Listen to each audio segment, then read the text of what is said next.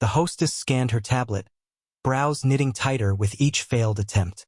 Sorry, your name isn't on the list. Her voice was too soft for the blow she delivered. I stood under the chandelier's warm gold light, hands steady at my sides.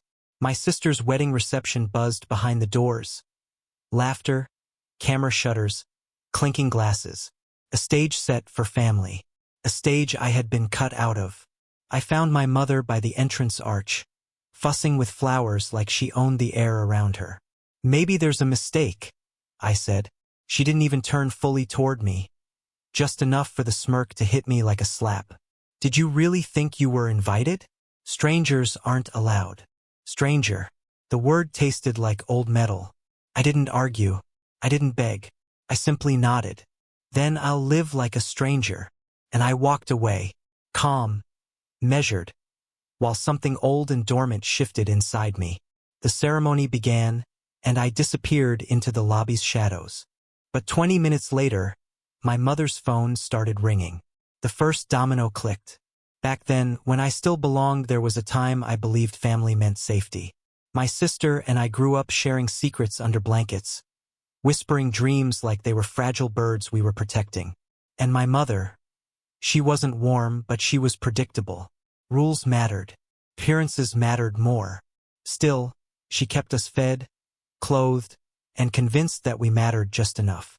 But things changed the year I turned 18. My father died, and his will pulled the mask straight off her face. My money, she spat, reading the papers. All of it should have been mine. Instead, half belonged to me. A trust fund. Untouchable. From that moment on, she didn't look at me like a daughter. She looked at me like a locked door she wanted to break open. Signs of the betrayal at first, it was small things. Documents in my drawer out of order. Bank notifications she shouldn't have access to. A strange tension when I walked into rooms where she and my sister whispered. Then came the undeniable evidence. One evening, my sister left her laptop open on the kitchen counter. An email chain, bold and cruel. If we cut her out, Mom can claim she's estranged. The trust might be reevaluated. Just keep her away from the wedding. We'll deal with the rest later. My name in the subject line. My future in their mouths. Shock hit first. Then a cold, steady calm. I learned something powerful in that moment. People who plot behind your back assume you're defenseless. They forget quiet doesn't mean weak. The shift. Planning begins. I didn't confront them. Emotion is a gift best given sparingly. Instead, I called my father's lawyer, the only person who had ever treated me like blood rather than currency. Is there anything I should be aware of regarding the trust? I asked. He paused. Your mother has attempted inquiries. I've blocked them. Legally, she has no path. Unless you're declared estranged. Declared. Like a status on a form. So if I were to distance myself, I said slowly, it protects the trust? It preserves everything your father intended for you. I thanked him, hung up, and began stitching my revenge with the precision of a surgeon. I gathered everything. Copies of the will, email screenshots, communication logs, legal documents. If my mother wanted a stranger, I'd give her one. Legally, publicly, irrevocably. Step by step. I filed a legal notice denying any familial financial connection.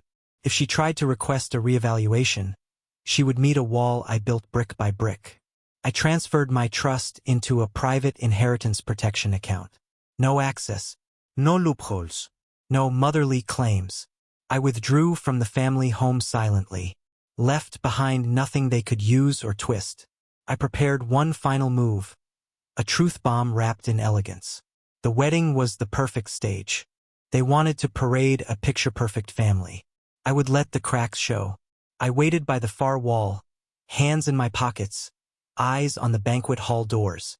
My mother's phone rang, loud enough that guests turned. She frowned at the caller ID, Family Trust Office. Perfect. She answered. Confusion hardened into panic. No, that must be a mistake, she whispered harshly. Estranged? Who filed that? I stepped forward just enough for her to see me. Her face paled. And the inheritance? What do you mean finalized? No, she can't. She's my daughter. The irony almost made me laugh. She stared at me like I'd pulled the floor out from under her. I approached her slowly, my voice quiet enough that only she could hear. You're right, I said. Strangers aren't allowed. She opened her mouth, but nothing came out. Don't worry, I continued. I just made it official. Her knees wobbled. The guests watched, not understanding but sensing something had shattered. My sister rushed over, panic rising behind her eyes. What did you do? I tilted my head. Exactly what you planned. I stepped out of your life. Completely. Then I handed her the printed emails she'd written, folded into a neat, humiliating square. A visible tremor went through her as she read. Whispers bloomed like wildfire around us. My mother clutched her phone, her voice cracking. You ruined us. No, I said softly. I simply stopped letting you ruin me. I left the reception and walked into the night air, cool and honest. Behind me, the wedding continued, but the illusion didn't. My mother's reputation fractured. My sister's secrets leaked. Their scheme collapsed under the weight of their own greed. Me? I felt lighter than I had in years. Some people think revenge is loud, chaotic, messy. They're wrong.